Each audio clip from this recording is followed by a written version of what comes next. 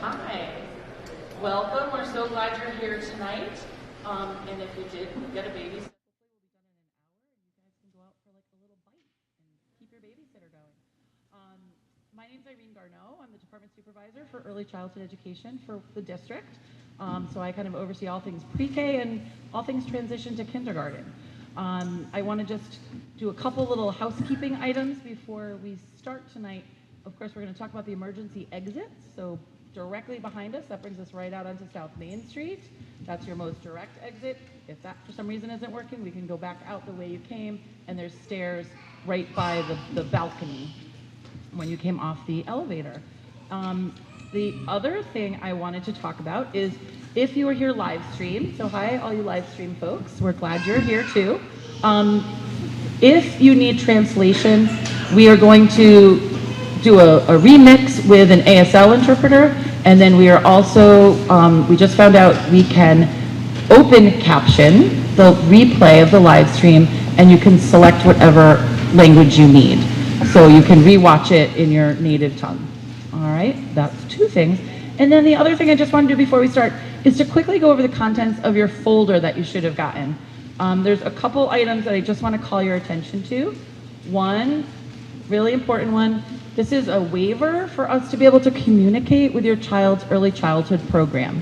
So if you could fill that out, it helps us be able to contact them and tell them that you gave us permission to talk to them. And they fill out like a little form, very brief, letting us know where they are developmentally so that we can best prepare as we make classrooms and community groups when they come to school. So please, please, please fill this out. We'll have some of our wonderful volunteers pick these up from you a little bit later. You also could have picked up a white card with a pen or a pencil at the beginning when you signed in. Those are for questions that you might have. So if something comes up, we're gonna have a time for questions and answers. Sometimes it's easier to write it down than to raise your hand in front of a group of people, but you could also raise your hand if you want to do that too. And some of you were kind enough to send in questions beforehand, and we're going to try and address most of those tonight as well. The other thing, there's so many things in this packet I want to tell you about, but I'm going to keep it short. We're very excited if you want to get a sitter again on Thursday night. Dr. Peg Oliveira from the Gazelle Institute out of Yale is going to come to West Hartford. She's going to be at Charter Oak in the auditorium there and talk about the kindergarten conversation. She is wonderful. We've had her in the district before. She's brilliant and a really great presenter. She's enjoyable to hear and listen to. So I encourage you to come, especially if you have questions about kindergarten readiness or just how to manage that transition at home. And I think that's it. So we're gonna start just with a little introduction around this journey. You guys are starting a journey. Some of you are already in the district if you have a student at one of our pre-K classrooms in district, but either way, we're excited to be on this journey with you. And it looks a little bit different for everyone. Every family comes with their own unique backgrounds and cultures. Every child comes with their own unique identity. And we are excited to welcome everyone into our school communities. And our school community is going to change a little bit because all of you are joining it. And your child might change a little bit because they're learning and growing in their school community. So we're excited for that, and it makes us the rich district that we are. And we have, I think, over 70 languages that are spoken in West Hartford, and it's a joy. I don't know, how about you guys? It's a joy? It's a joy. So very quickly, I think, okay, we're gonna, oh, and she's actually in the room. Shannon Majinski, where are you? There she is. Proud principal of Aiken School. So if you have a child that might be going to Aiken in the fall, you can say hi to Shannon tonight. And we're just gonna go through. So here's my thing. If you know what school you're gonna go to, I'm gonna invite you to stand up when you see your principal. And then I want you to look around and see the other people that are gonna be going to your elementary school. And then maybe you guys can connect at some point during the night so that you already form a relationship before you leave. Sound good? And if you're not sure, we'll give you a chance to stand up at the end, and then we'll help you find out what school you're going to go to, okay? So Shannon's here, which is wonderful. We have Kim Ambrose at Brayburn. Any Brayburn folks out here? Wow, Brayburn in the house. Okay, love it. Kelly Brous, who's our bug bee principal. Any other bug bee? We got one in the back? Any bug bees? All right, great. Excellent, thank you. Georgina Rivera, the new proud principal of Charter Oak International Academy. Any Charter Oakers? All right, you and me, sister. So my office is at Charter Oak, so if you go to Charter Oak, you'll see me. Chrissy Laverty is our principal at Duffy. Any Duffy folks? All right, Duffy's in the house. Wonderful. Morley, we have Ryan Cleary right here on the panel. Any Morley folks? You guys can come bug Ryan right after. Jen Derrick is our principal at Norfelt. Any Norfelt families? Excellent. All right. Oh, 1 or 2, 3. Excellent. Smith STEM. All right. A couple Smith families. Great. Webster Hill. I know I met one Webster Hill early on. There we go. And that's Melissa Behrens. Sorry. Whiting Lane is Miss Karen Cookish. Excellent. My kids went to Whiting Lane. Walcott, Scott Dunn. Oh, wow. Nice showing from Walcott. We like to call Mr. Dunn SPD. He's Scott P. Dunn. I almost put we did put the P in. Great. So now we're going to meet the panel. So we have, like we said, Ryan Cleary, principal at Morley. You guys hear me okay? Yeah. All right, I'll use my principal voice. So just want to say welcome. I'm glad that you all are here. This is an exciting night for all of you. It's an exciting night for us too, as we welcome you to the West Hartford family. I was where you are not that long ago, not only as a principal, but as a parent. My own 2 boys are in 5th grade and 2nd grade right here in town. And just out of curiosity, is there anybody, raise your hand, if you yourself went to West Hartford Public Schools? See? Now, for those of you raising your hand, I'm going to ask you to stay with you. Did you guys have an argument in your house about which side of town you were going to buy your house? Yeah. Yeah. It's all good. It's not all good here, but it's all good here. That was an argument in the Cleary house because my wife went to Conard, so, you know, our dream house could have been for sale for $1 on the hall side and it would not have worked out. But, you know, whether you are somebody who's returning to West Hartford because you yourself had such a great experience here, or whether you're new to town, like I was, I'd like to think a short while ago, but it's longer than that, you'll find this experience to be a wonderful one. And it's our job starting tonight, and of course moving forward, to not only make you feel welcome, but let you know that we are here for your child and for you as a family. Star kindergarten teacher at West Hartford, so you guys know families. You can sit. So, hello, good evening. Sorry, I'm still in school daytime here. I'm so happy to be here tonight. Is this working? No, okay, I'll just use my voice too. This is my 14th year teaching kindergarten in West Hartford. I've been at Webster Hill all of my 14 years. Kindergarten is a breed of its own. I love kindergarten so much. The children come in wanting to learn, wanting to know more, asking questions, very inquisitive. And they're just so fun to see their transition from the beginning of the school year to the end of the school year. And I did not grow up in West Hartford. Did I wish I grew up in West Hartford? Yes, now that I'm an educator in West Hartford, I wish I did. I have 2 children who, again, they're in 6th grade and 3rd grade now, but again, I was in your position just a couple of years ago. And welcome to the community. I'm so happy to have you in West Hartford, and yay Webb Hill! Let's see if this one works for you, if you want to try it, or this one. Doesn't seem like that one is going to the live stream, so the yellow one. Oh. But I think you need to use that one to speak. Okay. Hi, I don't know if it's... Use this one to speak, and just leave that on the table. Oh, okay, I get it. Hi, my name is Clarissa Henrietta Comby. I am the psychologist at Charter Oak School. Good evening. I'm so happy to be here with you. I did see one person stand up for Charter Oak, so it'll be nice to have a chance to get to meet you when you transition into Charter Oak next year. This is my 4th year here in West Hartford schools. I do have 2 children who are currently in district.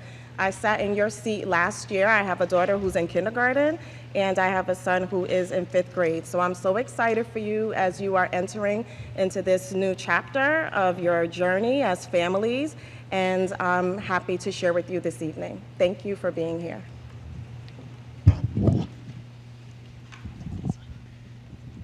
So the woman whispering in my ear, we have 74 people that are live streaming tonight, so we need to do this one for them. If you're wondering why they keep passing mics around. So we're thrilled that you're here, live streamers. I'm Irene Garneau. I'm the Department Supervisor for Early Childhood. I was born and raised in West Hartford. I never left. I even went to UConn. That was like my big trek out of town. And I raised both of my children here. So I went to Duffy, Sedgwick, Conard. So I'm with Brian's wife. And my children went to Whiting Lane and Bristow, and one went to Hall and one went to Conard. So we have a little bit of experience all over town.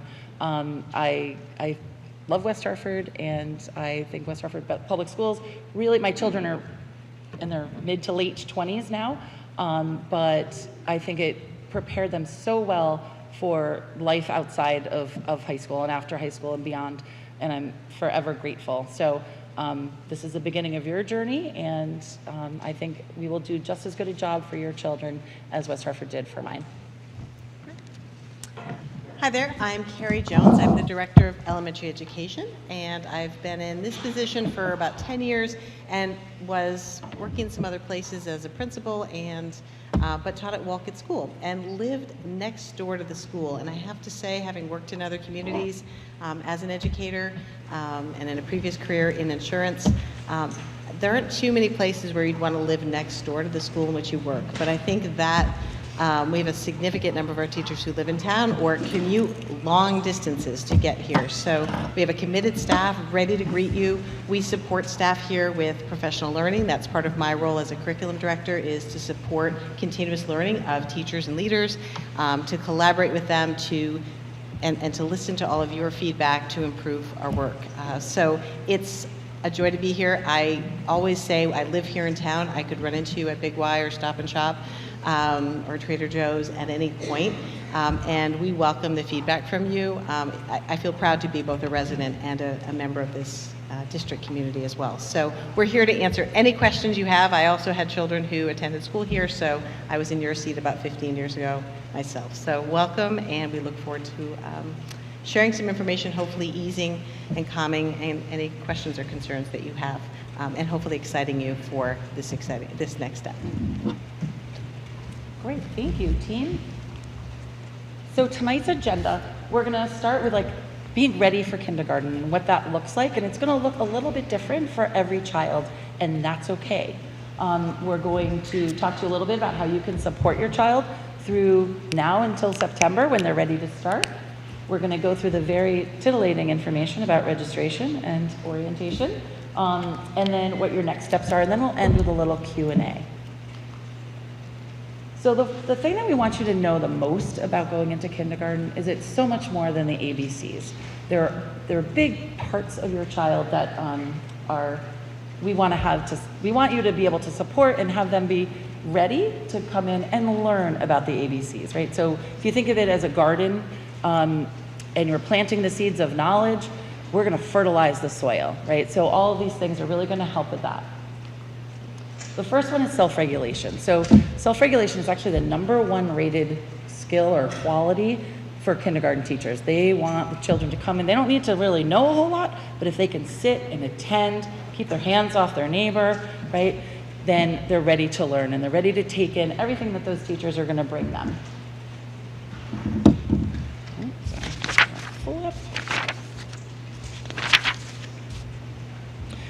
And self-regulation it's a precursor to executive function. So executive function, if you think about an air traffic controller and all the things that they have to keep track of, that's really what's happening in your brain. It's being able to remember more than one thing at the same time. It's about having some mental flexibility.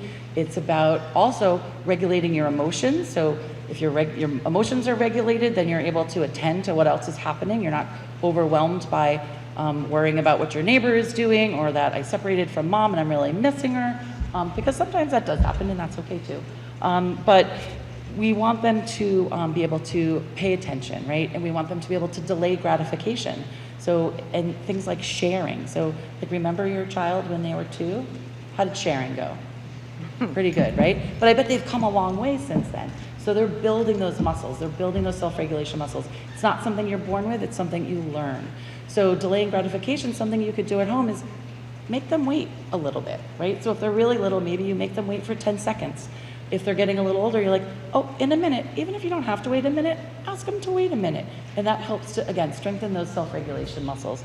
So delaying gratification. Our cognitive, thank you. Good piano. Cognitive skills include persistence and sticking with a task. So letting your child really dig into something. And I'm gonna get on my soapbox a little bit. One of the best things that you can do to help your child develop their cognitive skills, and that, again, that persistence and attention to a task, is take away the screens, if you can. No, you know, a little bit of TV. Somebody's got to make dinner. I get it. I did the same thing, right? But we are finding our kiddos are coming into kindergarten with much less ability to focus, because I think they're just used to having that really quick gratification on a screen with a lot of moving parts. So the more you can have them doing real life, hands-on activities and playing with each other, playing with peers, that's going to be really helpful in building their cognitive skills.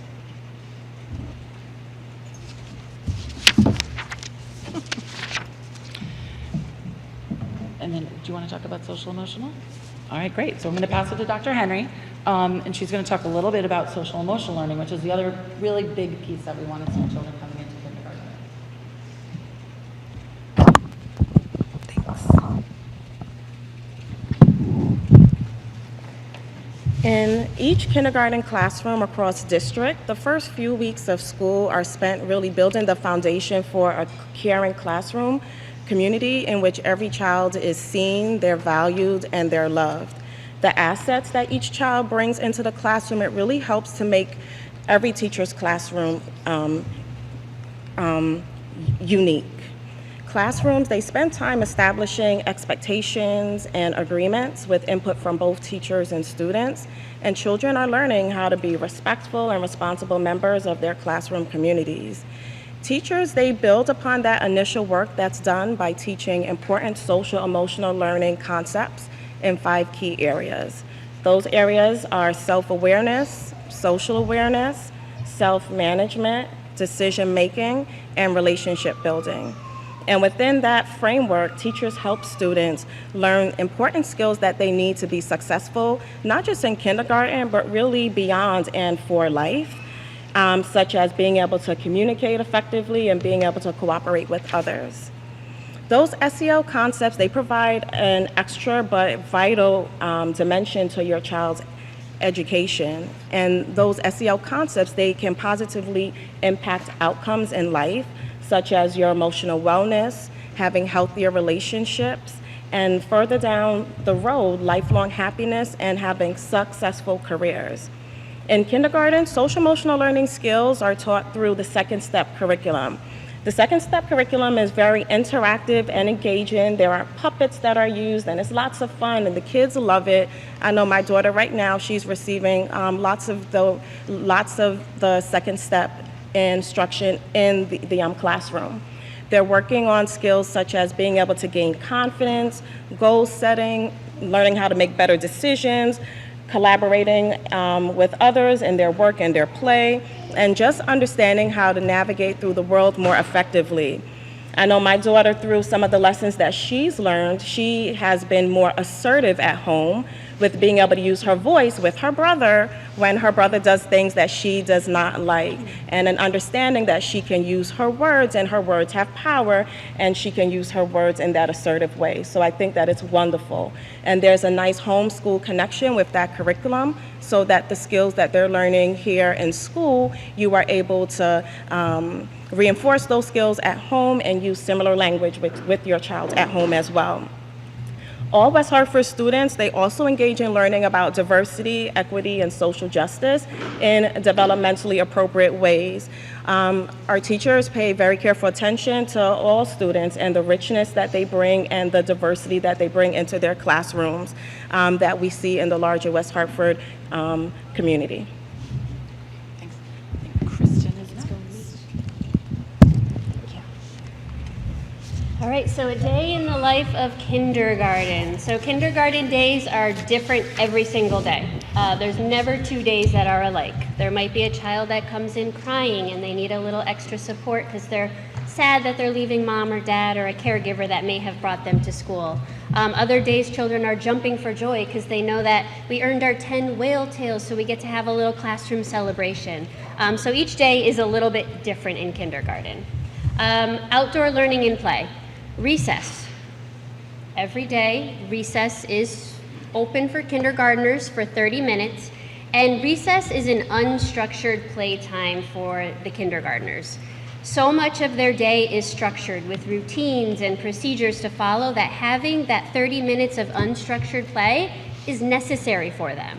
They need that time to practice their social skills. Again, turn taking, asking a friend to play with them, using kind words with a friend, sharing a ball, waiting their turn patiently to go across the monkey bars, which are all skills that children need to develop in kindergarten. At recess is that time for them to practice that. At recess, they're also making up games. They're using their imagination and being creative, and oftentimes their games have their own rules, which gives them the freedom to develop that curiosity and that creativity. Invite other friends to play that game and teach them the rules to that game. And outdoor learning and play is also allows them to get exercise, much needed exercise and movement breaks, an extended movement break from the classroom. So it's very, very important. Reading and writing is a super exciting time of year for kindergartners. They learn to read and write. Your child may already know how to read and write, but in kindergarten, most children extend those skills and concepts of reading and writing. And as a parent or a family member, you are your child's first teacher. You set the standards for reading. So read with your child. Let them engage in stories with you. Talk about books. Have conversations about books. And ask open-ended questions such as, what was your favorite part of the story? Why did you like that story? Did that story make you think of something? Having conversations about books fosters a love of reading, as well as writing, because they will eventually write stories of their own. Engage in conversations, like I said, not only about books and stories, but take a walk and talk about what you see. See if your child has any questions about what they might see, because all of those types of things that you're having conversations with allows them to do that in the classroom as well. So a lot of turn taking and listening and following up with a question and being able to answer and respond to a question as well. Next slide, please, Irene. Thank you. The next slide is about writing. So children enter kindergarten with a wide range of skills and experiences. And this is a photograph of an emerging writer. So an emerging writer is drawing lots of pictures to get their ideas down on paper, so that when the teacher comes over and asks them, oh, tell me what you're writing about, tell me what you're drawing about, they can go through each part of their picture and explain in detail about what it is that they're drawing and writing about. Soon their drawings become more sophisticated with details and maybe a label or a word. And this is the progression of their writing. And this focuses on one idea that they're trying to get across instead of a bunch of scattered pictures. And then before you know it, children are drawing with details and they're writing sentences. So your child's progression from writing will start with pictures and then progress to sentences and very detailed pictures. Moving on to math. Math in kindergarten is very hands-on and exploratory. The children always have something in their hands. They also are developing a strong sense of numbers, so getting a deeper understanding of what does the number 5 mean? What does it look like? They're also developing a growth mindset. So they're starting to talk about math and learning that, oh, 2 plus 3 is 5, but also 1 plus 4 is 5. And if I talk to my friend, oh, she's wearing 5 bracelets right now, so that's also 5. So developing an understanding of numbers and learning from others about numbers as well, and being able to talk and have conversations about that. In math, the children also get their own math toolkit. So they have a variety of strategies that they can use in order to determine understanding of numbers as well. And then we have science and social studies. In science, we focus on topics such as weather, living versus non-living forces in motion. And in science, they are understanding these concepts through exploration again. I'm not saying to them, oh, this is what a push means, or this is what a pull means. They're understanding these concepts through exploration, and I call them experiments, in the classroom. And they are developing their understanding through that exploration of various objects through the topics. And then in social studies, we cover geography through the use of maps, locating ourselves on the map, as well as civics, becoming a good citizen, and what can I do to help my community, and also a lot of all about me, teaching the other children about themselves through writing, through drawings, through sharing of traditions or holidays that they may celebrate, and just getting to learn each other, building our classroom community that way. And finally, I'm going to end with our specials. So we go to specials daily. There's one special a day that we attend, vocal music, physical education, and art. And we also have a library time where we visit our school library. We're allowed to take out a book or two, depending on the time of year, from the library to bring home and share books and a love of reading at home with you. Thank you.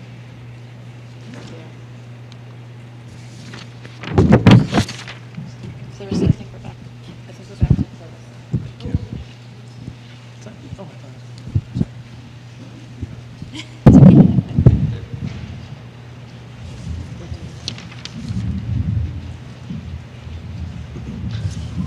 You can expect many emotions as your child transitions into kindergarten. The emotions could range from happy, calm, or comfortable to excited, worried, or scared. All of those emotions are quite natural, and it will be important to acknowledge and validate your child's feelings. Your child will look to you for support and guidance, and they will need you to model how to deal with their transition. I know my daughter at the beginning of this school year, she was very excited about kindergarten, and then about a weekend, she started to feel so fatigued and tired at the end of the day because there is no more nap in kindergarten. And although she fought against the nap as a preschooler, she was looking for that nap as a kindergartner. Please be aware and keep in mind that a parent that is happy and no stress and talking positively about the transition to kindergarten can help to lead to a child that also feels happy and calm and saying positive things about their transition to kindergarten. So it's important too as the adult, because it comes with mixed emotions for us as well, to pay attention to our own feelings and to think about how are we communicating our feelings to our children. You may notice for some children, although they may have initially been very enthusiastic about their transition to kindergarten, it could wear off after the first couple of weeks of school, and there might be a little bit of a dip in their emotions. They might be a little bit more hesitant to go to school, and this is also quite normal. If this happens, we are counting on you as parents and caregivers to stay positive and to remind your child about all the exciting and wonderful things about kindergarten, pointing out to them some of their favorite times of the day and helping them begin to start to regain some of those positive feelings. We do assure you that it gets easier for both you and your child will build positive relationships with adults as well as their peers. I know my daughter, she talks about her friends at home all the time, every day, and she loves the adults and teachers that are in her classroom. As this happens and their positive feelings increase, you may notice some of those more uncomfortable feelings decreasing. Please remember you are not alone. With the start of kindergarten comes new members of your child's village, and we really are a village all working together to help your children thrive and to grow. And if you and your children need support, there are staff in school that can help to provide that. Of course, with your classroom teacher and administrators in the building. And then within each building, there's also clinical staff, such as the social workers and the psychologists as well, when it's needed. There are some things that you could do in advance to help to make the transition to kindergarten a little bit easier. And there are some things that can be done that are supported by the National Association of School Psychologists. There are 13 things on my list that I will share with you, but some of which have already been addressed by the wonderful kindergarten teacher here, such as being able to read with your child, talking to your children, and asking your children questions. But in addition to that, being able to spend time playing with your child, just showing them love, hugging them, reassuring them, and to promote play that allows them to use their creativity, imagination, as well as problem solving. Sometimes when we see our children struggle with something, we want to run right away and help them fix it, but sometimes it's good to allow them to begin to gain some of those problem solving skills by being able to figure things out by themselves. Promoting a growth mindset with messages such as mistakes are okay, and using tough moments to help to build resilience for your child. Encourage them to be able to accept responsibility, create and maintain a predictable routine for your child at home as much as possible around times such as maybe mealtime, nap time, or bedtime. Builds in confidence with some of those pre-academic skills. It could be done informally even. If they're having a snack of goldfish, maybe you can count the goldfish with them, and that's helping to promote those sorts of skills. Providing them with opportunities to develop social skills. This could be done by taking a trip to the park when it permits, or if you're connected to a play group, or if they're already connected in preschool, it gives them those sorts of opportunities. Encourage behaviors that are respectful, teaching empathy and compassion, and also building their self-confidence by allowing them to have some chores that when they're all done with it, they can feel proud of the work that they've done. It could be as simple as cleaning up your toys after you are done playing.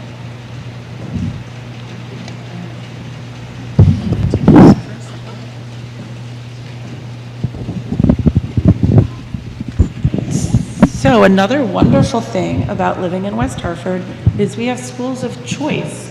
We have 2 intra-district magnet schools, so they're only open to West Hartford residents, but wherever you live in town, you can apply to either Charter Oak, which is an international baccalaureate school, or to Smith, which is a STEM school, science, technology, engineering, and math. Both of our magnet schools have a neighborhood component. About 50% of the children and families come from the immediate neighborhood, and the other 50% of the families come from all across the district, the other 10 neighborhoods. If you want to learn more about our magnet schools, we actually have 2 open houses coming up on February 2nd, this Thursday, which unfortunately conflicts with Dr. Peg Oliveira doing her kindergarten talk, but that would be at 6:30 at Smith School if you're interested in the STEM school. And then the following Thursday on February 9th is Charter Oak's open house. So feel free to come and learn more and help inform your decision. Those are both through a lottery process, so there's not a guarantee that you're going to get in, but it doesn't hurt to apply if that's something that you're interested in. And then you would find out in late March whether you were accepted or not. And then we also do take families off of the wait list throughout the summer and even early into the fall.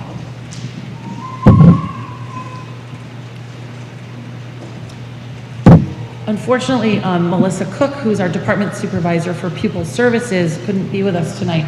But I do want to bring to your attention that we have a SECTO transition meeting. So that's a special education PTO, and that's going to be on February 15th at 7 p.m.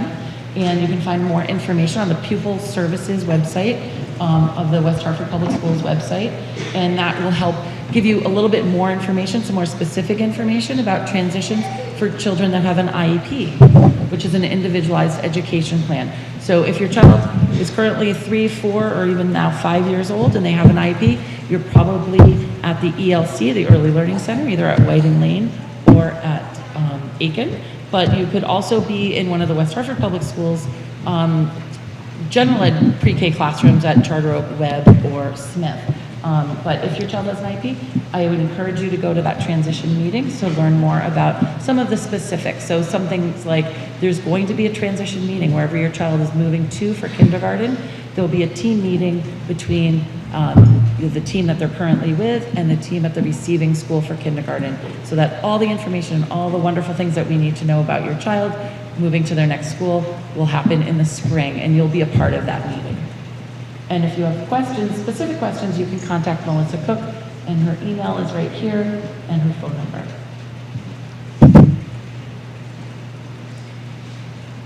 Okay, I'm going to pass it to Mr. Cleary. I'm going to talk a little bit about registration and residency. The other room.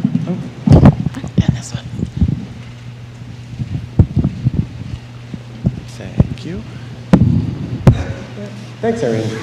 I just want to take a moment and pause and just acknowledge that you've listened to a lot already tonight, and if it feels like a lot, that's because it is a lot. But I will tell you that is all good, because here in West Hartford we've got teachers and clinicians and leaders like everybody seated to my left here who are now part of your team. And if you're sitting there thinking about your own kid, because I can't tell you how many times I sit in meetings at school and I'm talking with teachers and other parents and we're talking about their children, and as a principal I'm sitting there like, oh my God, can my kid do that? Does my fifth grader know our phone number? I better check that tonight. So, you know, that's okay, because I can tell you that the most exciting place to be is in kindergarten in the fall. So even though you may have some worries and anxieties about all these things that we're talking about, all the academic pieces, the social emotional pieces, what the transition will look like, I promise you, it's amazing how quickly it all comes together. There's more learning in kindergarten from September to December than there is at any other point in the year. And the great thing is your communication loop begins tonight, but it continues onward. And I'm going to talk about a few things that will happen later this spring. Once the school year starts, you'll be in constant communication with your school, with your child's teacher, and you'll see how quickly all of this that right now feels like a lot is suddenly just routine. And there's a lot of comfort in that. So, everything I'm going to talk about right now is all available on the residency's website. If you go on WHPS.org, go to offices, and go to residency and registration, you'll find everything there. Tanya and Saria, who are in that office, are two fantastically organized and wonderful women who can help you out with anything. And of course, you can always call your school as well. So there's really kind of 3 steps we want to talk through. The first one is going to that same web page I just mentioned and completing the registration, which again, you'll see the link to on that page. Once you complete this first step, just know that you'll get an email back in 1 or 2 days. I think it might take up to 48 hours. So that's just good to know, because make sure you check your inbox, make sure you check your spam folder. You never know, sometimes things get in there. But you will get an email after completing step 1 to move on and start that PowerSchool account, which is up there, and lots of forms, which I will tell you, it definitely takes a little while, so plan for that as parents at home. But it's important that those forms are filled out, especially the phone numbers and emails you put into those forms.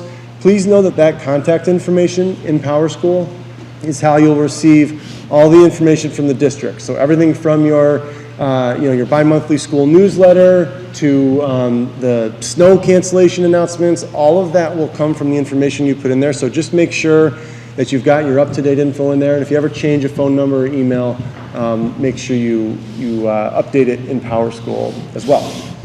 And then the last step is to go through and upload everything that's needed from the residency office, which I believe is typically your driver's license, the children's birth certificate, and then a piece of mail, right, with your address on it. But again, all of that is in there. You'll be able to check that out. If you are currently in one of our ELC programs, you are lucky. You get to skip and go right to step 3, if I'm remembering correctly, unless you're changing schools, in which case we start over at the beginning. Yes, so if you're currently enrolled as a preschooler, either at Webb, Smith, Charter Oak, Beacon, or Whiting Lane, and you're going to stay in those schools, you don't have to do a thing, nothing. If you are going to go back to your neighborhood school, then you just need to redo step 3, because they always check regularly. And residency is defined on, because I had questions earlier tonight. Well, I live on this street, but I own a house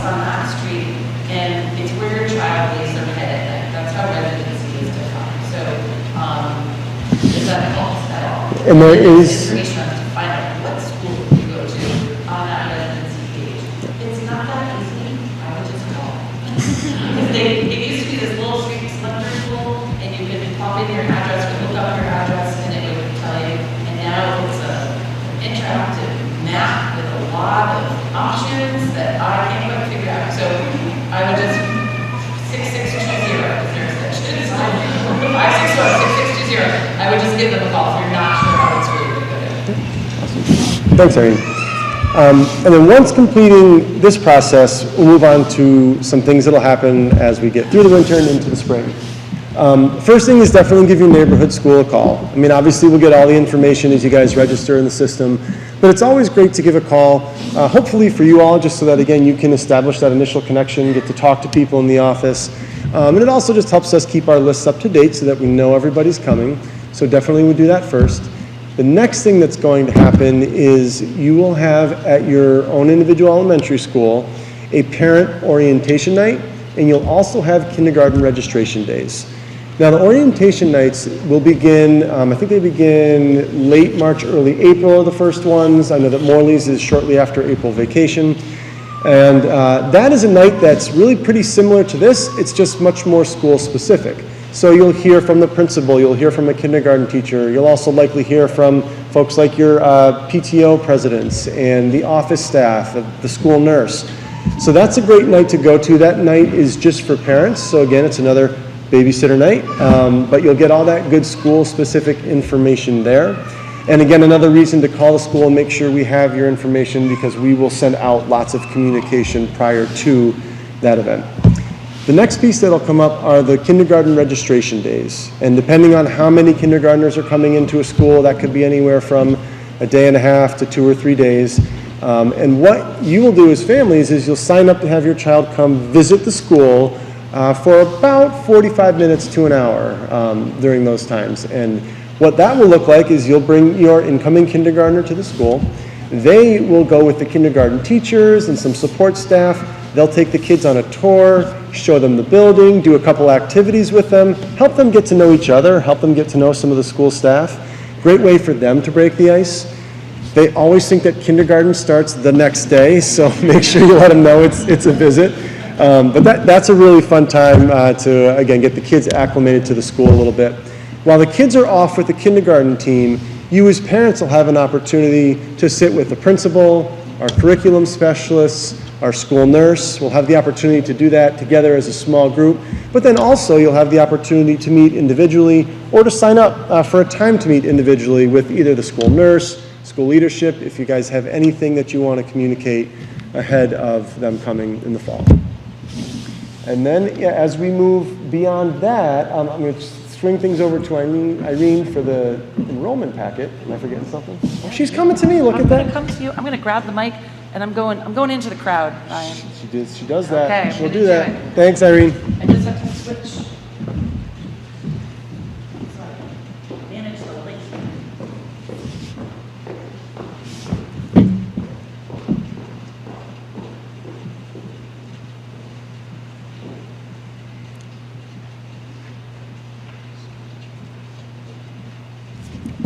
Okay, so I just want to familiarize you with the virtual kindergarten enrollment packet. Raise your hand if you've seen this before. Okay. Oh, all right. So not everybody. So I'm glad. In your folders tonight, there's actually like a little half sheet, and it has a QR code that brings you right to the to this page. So this is what we call a s'more.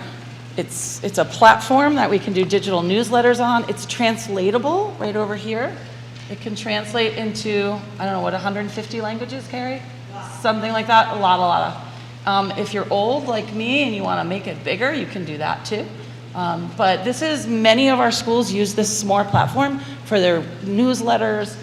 Teachers will use it, the district uses it. There's links in here that are links to other s'mores. But this is going to be your one-stop shopping for kindergarten enrollment and the process. And we've tried to set it up so it really walks you straight through. So you already can check the first box. You came to tonight, so congratulations.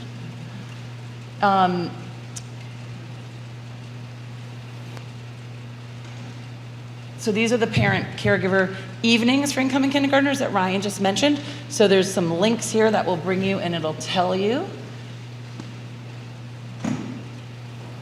what school, what night, what time for the orientation nights and the visiting days. We talked about connecting with your neighborhood school and calling. And then your most important job is to establish residency. Raise your hand if you've already started your registration and residency. All right, good for you guys. Excellent. But you can use this QR code and you can go right there and it's going to give you links to go exactly where you need to go. The instructions are both in English and Spanish. And I will say, I grew up in town. I work for the district. I tried to register my fake child, Johnny B. Good, when we went all online during COVID. And it took me 4 days. So I'm like, ooh, this is really hard. So I did do a little tutorial video. So you can hear me walk you through each step, and you can find that there too. So if you're having trouble, try the video. If you're still having trouble, again, 561-6620, call the residency office. They are awesome. There was a question earlier about, I did my forms, but they're all pending. Well, there's about 600 of you new kindergarten families, and there's Tanya and Sadia. So there's only 2 of them. So as this is a busy time of year, it might be a little backlogged. Just be patient. But if you do not get that initial response email that Ryan talked about within 24 to 48 hours, call, because sometimes there's a little glitch in the system and we don't want you to fall through the cracks. So if you don't get it in 48 hours, give the residency office a call. Again, 561-6620. And you can just hit this button right here. I just added this the other day. If you click this, it'll bring you right to the first step of registration. You will need an up-to-date health form. So there's a copy of that if you need to print it out. Most pediatricians have it. Don't be like me. Call now. Make your summer appointment if that's when your physical is. I was always the mom like begging for an appointment at the end of August. You cannot start kindergarten without an up-to-date, just within a year, it has to be within a calendar year, up-to-date health form. We literally will not let you come. There's also links to immunization requirements, so you can see all of that. For anyone who does a question, there is no longer in the state of Connecticut a religious exemption, so just know that going in. And then if your child might require medications during the school day, so maybe they have asthma and you want to have your inhaler or nebulizer on site, all kinds of different meds that children will take, you need to fill out one of those forms. So there's a link to that. You can print it out, bring it to your pediatrician. They can fill that out for you, and then you bring it to the nurse's office. We talked, the very first thing I told you tonight was to sign off on that waiver. Please do that. Or if you'd rather, you can hit this link and you can complete the waiver online. If you need before and after school care, call now. Those before and after programs fill up very early. There's a link to a list. We just checked all the numbers. They are all working for each school. So please do that sooner than later because those programs do fill up. And just as a side note, they are, we work certainly in conjunction with, in collaboration with, but they are separate programs. They are not part of the public schools. They rent space and provide a service for families. So any kind of questions that you have or concerns you have, you need to communicate directly with those programs. There's even a little checklist. You can print it off if you're the person that needs to do this, like me, and you need to check a box. But this will hopefully get you through. So those are the have-to-dos, and I would do sooner than laters. And then things that you can do later. If you live more than 1.0 miles away from your school, you are eligible for bus transportation. So you can check online, or you can email Damaris Torres, and her email link is right there. On Monday, August 7th, if you will have a bus rider, you can go to your school. You can take a practice bus ride your child can go on. It will not be your bus, it will not be your bus driver, and it will not be your bus route, but they still get to go on the bus, which is super, super fun. School meals, so during the COVID years, you may have heard, if you have older children, you may have experienced, there was free school breakfast and school lunch for everyone. It was a big federal grant. That grant has now finished, and they gave us a little transition period. It ended, about Thanksgiving time? And now we're back on our regular school lunch program. So if you think that you might qualify for free or reduced price lunch, I encourage you to fill out that paperwork sooner than later. It can be found on the link there to the Nutrition Services Department. And getting that done now or over the summer will prevent any incurred charges at the beginning of the year because it doesn't go retroactive. So you need to do it before the school year starts. But you can also to the school calendar, information and guidance around special education, links to the magnet schools that we talked about. And then there's some other items of interest. Expectations for kindergarten, you'll see there's a brand new, hot off the press, because we were delayed a week because of the weather. We actually got the hard copy of the guidelines for entering kindergarten from the Office of Early Childhood from the state. It's a really nice brand new document. I think we're the first district to be distributing it. And then there's also some district information there as well. There's the curriculum in a nutshell. So that's another link to another s'more. We do have English for families and ESOL classes. The links are there with information. Each year it fills up really quickly, so I would suggest you reach out to our continuing ed office. They run those programs, if that's something of interest to you. And then this is, it's not quite there. The library is always just a little bit behind us, but they're working hard on their summer reading program. So this is a live document, so if I went in there right now, I could change something and it would change in real time. So as soon as that summer reading program comes out, I will make sure that that's updated. There's also a link to getting a library card. If you don't have one, we strongly encourage you to use our amazing public library system in West Hartford. You'll also, in your packet, have information about the Foundation for West Hartford Public Schools. It is wonderful. They, I think, committed to $100,000 in grants for all of our students. So when you give to the foundation, you're really giving to your child. They let us run enrichment programs and support enrichment programs throughout the year from pre-K to 12th grade. It's quite wonderful. And other forms. So you do not have to send your child to kindergarten. You can opt out. There's a form that you need to fill out if they're age eligible and you choose to opt out. So that's also there. And if you have frequently asked questions, there's a link to that. If you still want a question, you can contact myself, or you can certainly, and probably preferably contact your school, your neighborhood school, because they're going to be able to answer those specifics. So thank you for bearing with me going through this. I just wanted you to become familiar with it. It is going to be your one-stop shop for all things you need. And that's that. So let me get back over here and back over here. Okay. Oh, thank you. I keep forgetting about this one.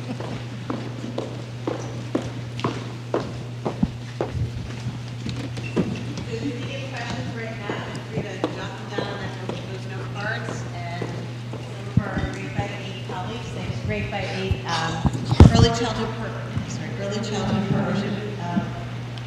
supporters, volunteers are here. We have a wonderful early childhood partnership organization in place for many, many years, Grade by 8, and so appreciate your support here tonight. Thank you so much. Thank you for being here. And so if you have questions, we see our Grade by 8 volunteers who would be pretty good at collecting cards. And we're ready for questions. I think Amy may be moderating this. Amy or Laura, please. Yes. So the last little piece of information, first day of school, Wednesday, August 30th. So exciting. And it's really nice that we start, it's a little bit of a shorter day, and then it's a shorter week. So it's a really nice, slow entrance into school. And every school does some kind of meet and greet, usually at the very beginning of that week. So either Monday or Tuesday, you'll get an invitation from your elementary school that says, hey, come and you get to meet your teacher, you get to see your classrooms, and you're gonna not get that information really early because we're really working on class lists up until mid-August, and because we have children that move in or move out and things kind of always shift. So mid-August, you'll get a placement letter, and you'll get a letter from your kindergarten teacher giving you information about things that you need. The real basics are a backpack, a water bottle, extra change of clothes. This stuff happens in kindergarten.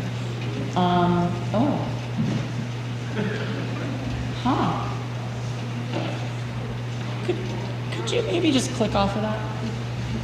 Remind me tomorrow. Oh, perfect. Thank you. Thank you. So you'll have lots of opportunities. So the parent orientation, the visiting day, and then sometimes PTOs will run like a popsicles with the principal, or a summer play date where you can just meet with your grade levels on the playground. But and then there's a more formal meet and greet right before school starts. Okay, so take a minute. If you have a question that we haven't covered yet, take a second. You can write that down on the white index card. But also, if you don't have a question you want to write down, turn to a neighbor while we collect them and maybe talk a little bit about what the one thing you're most excited about for kindergarten. And it can't be I don't have to pay for preschool anymore. Because I'm telling you, when my youngest went to kindergarten, mommy got a new car. So,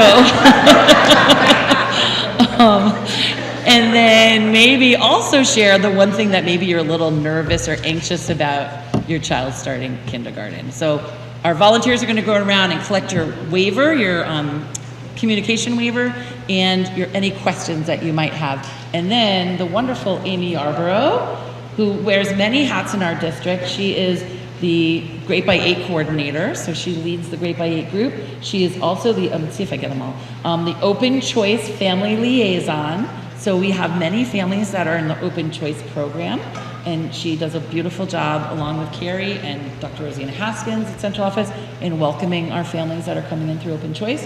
And you work at the FRC, the Family Resource Center, which is if you are not currently in a program and you have time during the week to come to a play group, the Family Resource Center is amazing, especially if you have a baby, because it's at Charter Oak where I live most of the time, and I get to go have my baby fix, so which is wonderful. And then we're going to pass it off to Amy, and she's going to help us with guiding us through some of your questions. Right. So take a second, talk to a neighbor, and we'll be back in like 2.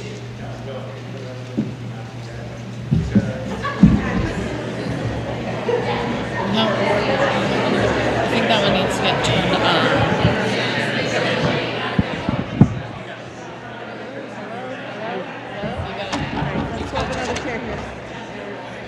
Can we just sit there? Yeah, do you want to just be here? It's probably easier. Cool. Here, Amy, let's just do it. Here, I'll move it.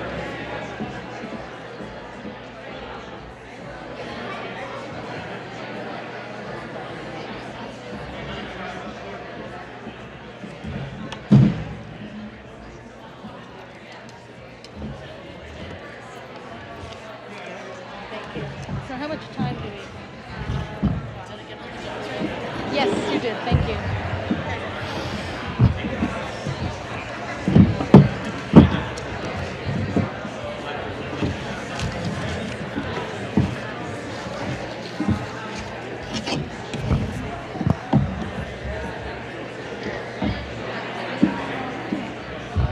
We answered a lot of stuff.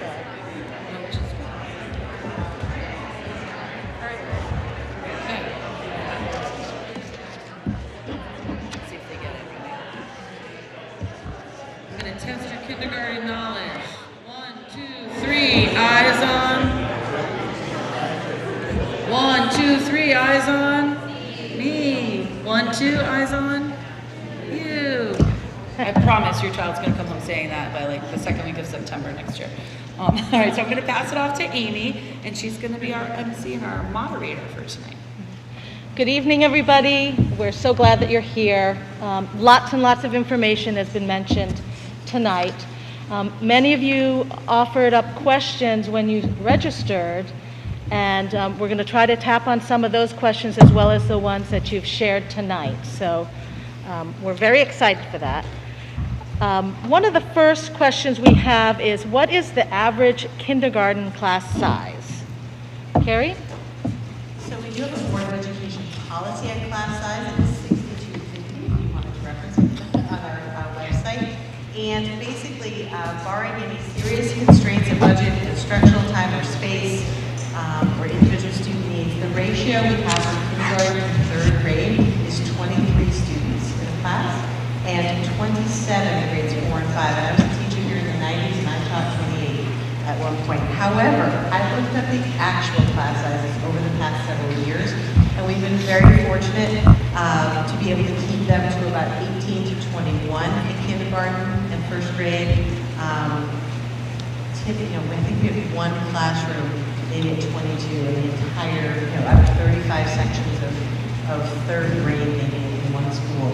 And those breaks are really tough because then if you break a class, you're going to class of maybe 12 children. So it's a tricky process, and that's why knowing everybody who wants to be part of kindergarten now is really important. We want to make sure that we have adequate staffing as you come into us. So the average class size in K3, 18 to 21. The average class size in 4 or 5 with the range is 19 to 22. So we're nowhere near our class size guidelines right now. So not to worry. Also, teachers work in small groups and one-to-one. We also, another question was paraprofessional or other support staff. We do have instructional paraprofessional staff in our district who support in kindergarten, particularly at the start of the year, and do support other grades as well. But things like getting ready, getting their coats on for recess time, that's a really great independent thing to build up now. You haven't had snow, and get those skills in putting boots on, Snow pants. Practicing with zippers. But we do have, because we want to get children out to play, as Kristen mentioned, we do have extra support staff in our schools to support both in the classroom, recess, lunches, and that type of thing. So not to worry about learning how to open up that milk carton right away. Thank you. In terms of navigating the school day, I don't know if Kristen or Brian could speak to this. Would someone be able to teach them how to navigate cafeteria, those types of things? All right, I'll start. So the cafeteria is, there's always help in the cafeteria. So early in the morning as the children are entering, they have their jobs to do in the classroom, and so they put away their folder in the folder holder, and then I go around and I ask who's getting lunch from school, who has lunch from home, and in the beginning of the year I check literally everybody's backpack because they have no idea if they brought a lunch from home or if that's their snack, and then they eat all of their snack in the beginning of the year, which is really their lunch. So I really just check the backpacks in the beginning of the year until they get used to that routine.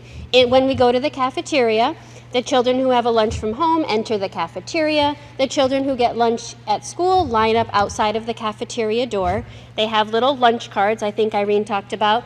And at our school at Webster Hill, they have a little scanner on them. So it has their name on it and it has their money on it if you've added money to their PayPams account.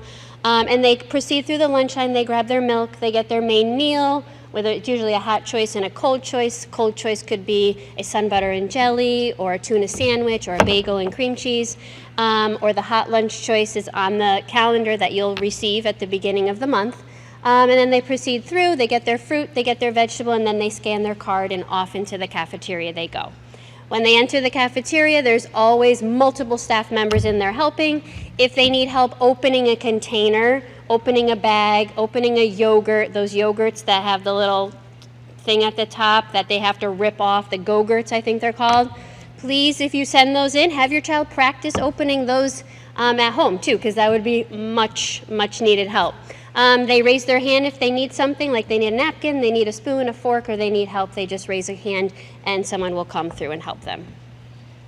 An important thing to remember is all classrooms are not free. Yes. Public schools. So if you're sending in snack, and in kindergarten, most classrooms, they ask you to send in a snack, maybe label it for snack so they don't eat their entire lunch at snack. But please make sure that all those items are peanut-free and nut-free. And then in the cafeteria, there's typically a nut-free table. So you can send in nut products for lunch, and if your child has an allergy, they can, a nut allergy, I should say, they can sit at the nut-free table. Some peers that are, either buying lunch because all of the school lunches are nut-free. Like as you said, you get sun butter versus peanut butter. And always, if your child does have an allergy, and we know that there's other allergies besides nuts and peanuts, check with your school nurse. And then if they do have an allergy that might be impacted in the cafeteria or in the classroom, we'll make individual safety plans for that classroom and that child to make sure that they stay safe at school. So speaking about helping, there was another question about helping, and this is one related to Toileting. The question was, do kindergarten teachers help children wipe themselves? We do not help wiping the children. So that's another thing to practice at home over the summer. Practice wiping. If a child should need assistance, we can always call for the nurse to come and assist your child, but no wiping. Yeah, none of the flushable wipes. Yeah, they've ruined the septic system, so we are not allowed to use the flushable wipes any longer. I'm happy to take that question. Yeah, but if your child has an accident, and believe me, accidents happen. The school nurse will come and assist. Administrators come and assist. There are plenty of plenty of wonderful caring hands that will come and help your child. But for their regularity, we ask that you help them learn how to take care of that themselves. Great. Thank you very much for answering that. It's important. It is. And the next question is about transportation. Is transportation available for kindergartners? About how long can the bus rides be? And when will we know our busing schedule? So, if you are being bused to your neighborhood school, I actually called Damaris Torres, our director of transportation, because I wasn't sure of the answer. Typically, about 15 to 25 minutes will be the longest bus ride if you're going to your neighborhood school. If you are going to a magnet school, it could be up to 45 minutes. Maybe even a little longer, depending on where you are. If you're like way up in Northfelt or Aiken, it's going to obviously be a little bit longer than it would be if you were going to Whiting Lane from Charter Oak, let's say. And if your child's the first one in the morning, they're probably going to be the last one in the afternoon, so they're going to have a longer ride. What was the other question? When will we know about busing? When will you know? Pretty late, because again, people move in or they don't put in their 3,900 elementary students. 3,900 elementary students, yeah. And over half take the bus. So it's a huge job that our transportation department does a beautiful job with over the summer. So usually probably a week or so before school starts. It will not come door to door. It will be, a stop in your neighborhood, so you'll have to walk to your stop. And there was one other thing I was just going to say about bus. Brian has. I can't remember. Add to that, Yeah. just remember at the beginning especially. That it's going to be late. Busing will be the busing is just always a little funky as we figure out routines with kids and even traffic patterns. So I just want to throw that out there to anticipate. A little bit of patience is always good, just because the first little bit, it takes a little while to even the routes out. It does, especially like the first day of school. All the parents want to take a picture, go on the bus is going out late. So be If you're going to be me, you'll follow the bus to school the first day of school, just see how they got off. Make sure they do it right. And then kindergartners are often placed at the front of the bus. If there's preschoolers on your bus, they get first dibs, and then kindergartners go right after them. We like to kind of keep them close to the driver, and they can monitor them. And please, if your child's going to be a bus rider, work with them on, thinking about bus safety and what it means to be safe on the bus. That means sitting in your seat and not getting up to walk down the aisle to talk to your neighborhood friend, because that happens sometimes. But remembering those kind of safety issues would be very helpful. Thank you. And one more thing about the bus. So they're going to give you a bus time, but really you need to give on a regular day 10 minutes before to 10 minutes after that time, because of traffic and you hit every red light, or somebody's running a tiny bit late, and they will wait like a little bit for you, but they won't wait too long.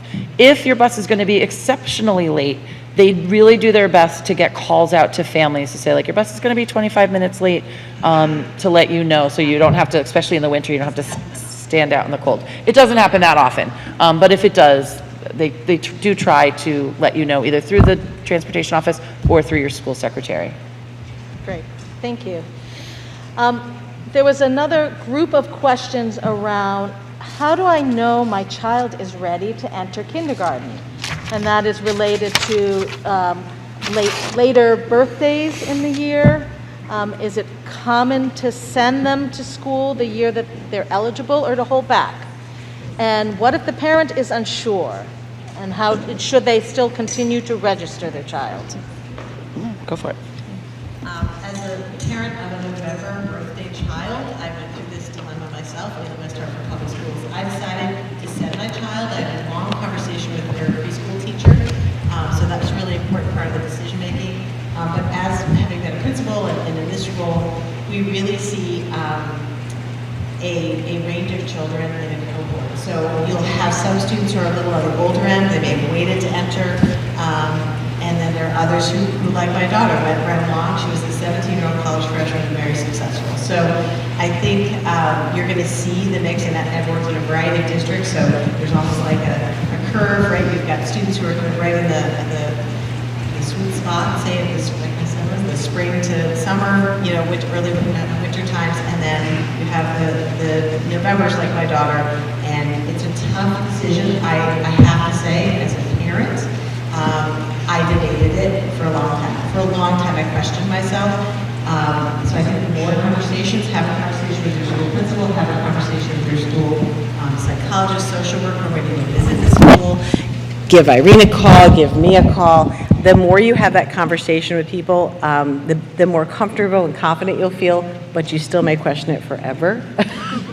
and so it's really about your individual child and where they are. You'll see the visit when you go on the visit day. You know from if you've had a preschool or home child care environment, you know, it's not always better to hold back, I guess I'll say.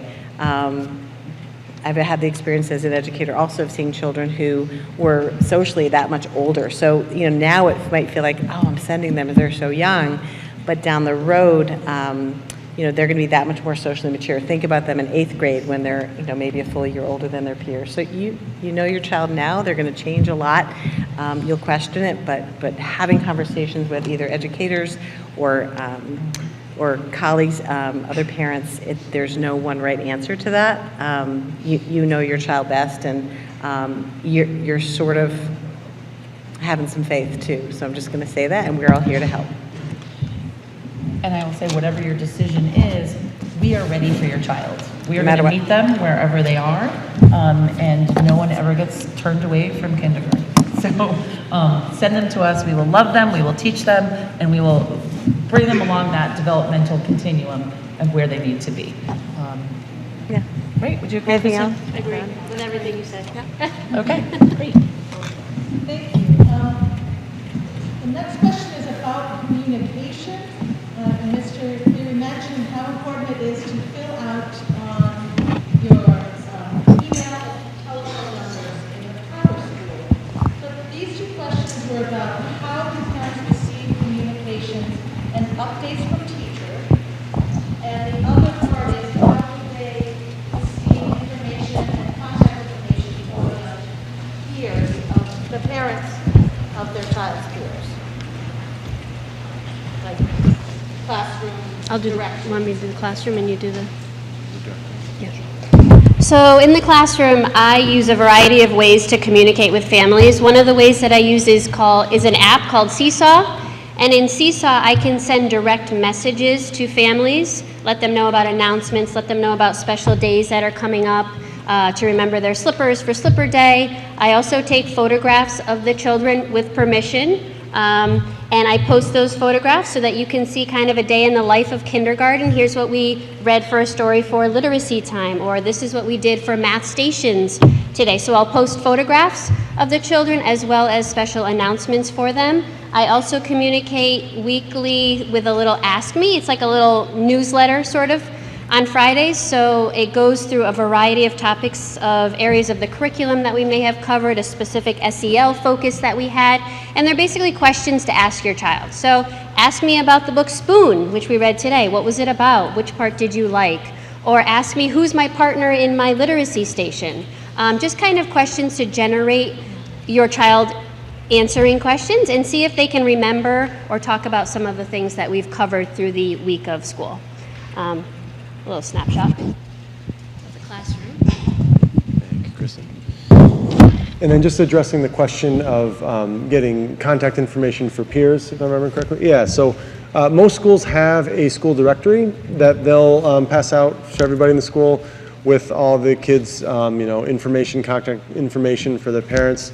And every school handles that like a little bit differently. So as we get into the school year, as you move through the spring and go to the parent orientation, kindergarten registration, and as the school year starts in the fall, you'll continue to get some packets and paperwork from your school about all those things. Like at Morley, for example, in our first day packet, we send home an opt-out form. So basically, we include everybody in that directory unless folks say, I prefer to not have my contact information listed. I know some schools might do an opt-in form. So again, everybody does that a little bit differently. And again, all the more reason if you have any specific questions, great to reach out, give your front office a call, the school your kids will be going to, and you'll be able to find out more specifically. Thank you all for answering those questions. We have a few other questions that we have not had the time to answer, but what we will do is add those responses to the frequently asked questions that are on the SMORE that Irene pointed out to you. We'll add those questions there. If your question isn't answered, I think you've heard this a few times tonight, please contact your school. Please contact your school and they will be happy to answer those questions for you. So we're going to wrap up. This will be our wrap up of the question answer period for tonight. And we'll be up here for a few minutes if you have individual questions. We'll go out a little bit. Shane's here from Aiken, so if you're thinking, we're having to stay for a few minutes if you have individual questions. Great. Thank you all for being here. And Thank you. welcome to kindergarten. Woo-hoo!